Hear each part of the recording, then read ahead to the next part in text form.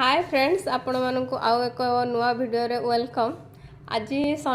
हूँ संडे तो से आम भाविलु कि आज पखाल खाइबु बोली तो से मो बो आज बहुत सारा आइटम बनई आईटा तो देखिपे आप पखाल भात अच्छी सहित गरम भी अच्छी जे गरम खाइब खाइब बट जे पखाल खाइब खाइब तो सहित आपणकर देसी माछ झोल होती जे गरम रे खाइब तापाई आउ एटा आपनकर अंडा भुजिया होती एटा पखाल खाइबापी आउ ये देखिपे आंब केते सुंदर पाचिला आंब गुड़िक काटिकी रखाई आ सहित पियाज भी अच्छी आउ एटा हूँ आपनकर भेंडी भजा पखाल खाइबापी आईटा आप देखो पणसर गोटे आइटम एटा एटा आप गरम रे भी खाई पारे आ पखाल भी खाई पारे आईटा देखिपे केते सुंदर सजे होगी रही